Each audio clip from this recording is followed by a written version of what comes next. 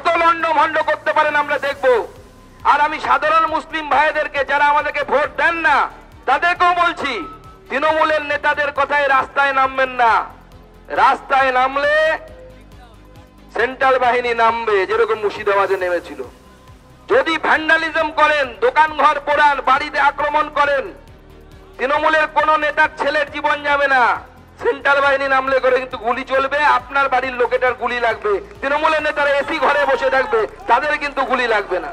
কেন্দ্রীয় সরকারকে এটাকে নিয়ে রাজনীতি করতে হয় বলে এগুলো পড়ে রয়েছে।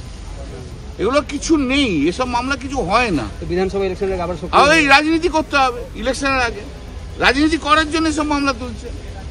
ওরা নিজেরাও জানে মামলায় কিছু নেই, এটা বাজার গরম করো। বিজেপির তো আর কিছু নেই, কিচ্ছু নেই বিজেপি পশ্চিমবাংলায়।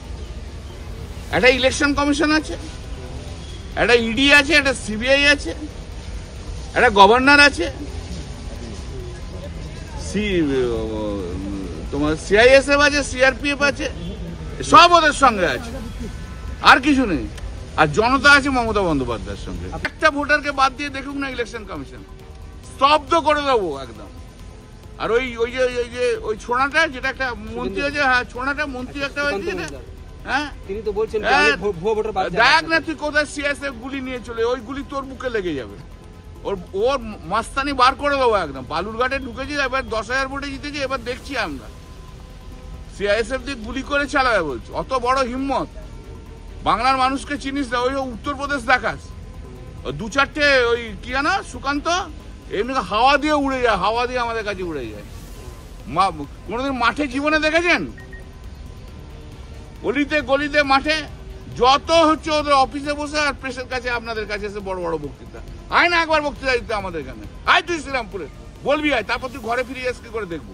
দেখুন, সুপ্রিম কোর্টে দাঁড়িয়ে একজন সাংসদ এই কথা বলছে যে একজন মন্ত্রীকে, কেন্দ্রীয় মন্ত্রীকে গুলি করে দেওয়ার হুমকি দিচ্ছে। এর থেকে বোঝা যায় ওনার মানসিক স্থিতি কি আছে। বয়স হয়ে গেছে, এদের রিটায়ারমেন্টেরও বয়স পার হয়ে গেছে, এদের এখন বৃদ্ধাশ্রমে পাঠানো উচিত, এর যা বয়স হয়ে গেছে। এবং বাচালের মতো কথাবার্তা বলে, কখন কি বলে কোনো ঠিক ঠিকানা নেই। এবং তার মধ্যে বর্তমানে যেহেতু তৃণমূল কংগ্রেসে অভিষেক ব্যানার্জির ক্ষমতা বাড়ছে, আর অভিষেক ব্যানার্জি তো এদের ঝেঁটিয়ে বিদায়ী করবে দল থেকে। অভিষেক ব্যানার্জির হাতে ক্ষমতাটা পুরো চলে এলে এই সমস্ত লোকেরা ঝেঁটিয়ে বিদায়ী হবে তৃণমূল কংগ্রেস নামক দল থেকে। তো সেই জন্য এখন এসব বিক্ষিপ্ত কথাবার্তা বলছি। ওনার কত দম আছে আমাদের জানা আছে। ওই 10-5টা সাম্প্রদায়িক মুসলমান নিয়ে দাদাগিরি করেন। পুলিশ সরে যাক না, বাড়ি থেকে বেরোতে পারবে না এরা, মার খেয়ে মরে যাবে পাবলিকের। এত পয়সা খেয়েছে, এত অনৈতিক কাজ করেছে, এমন কাজ করেছে সেগুলো ক্যামেরার সামনে বলা যায় না, বুড়ো বয়সে এমন কাজ করেছে। তো যাই হোক, আমি ওনার চ্যালেঞ্জটা নিচ্ছি। আমি কালকেই যাচ্ছি ওনার এলাকায়, দেখি না কত বড় বাপের বেটা হয়েছে, কি করে।